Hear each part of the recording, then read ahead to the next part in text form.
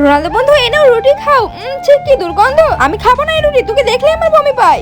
আমি তো pizza chicken burger এসব খেতে চাই, তুই থাক এখানে। রোনালদো বন্ধু আমাকে এতটা ঘৃণা করে, আমি এই মুখের কাউকে দেখাতে চাই না। এই দেখো ফ্রেন্ড, আমি চলে এসেছি। আরে রোনালদো ওখানে কেন, এদিকে এসো। আরে ওকে ডাকিস না, আমার মুখে পোকা। এই দেখ আমার ললিপপ, এই দেখ আমার বিস্কিট, এই দেখ আমার চিপস। এই মেসি তোর খাবার কোথায়? আরে আমার কাছে তো কোনো খাবার নেই। কি কোনো খাবার নেই মানে? যা ভাগ এখান থেকে, ফকিন্নি খাবার নেই এসেছে আমাদের সাথে বন্ধুত্ব করতে।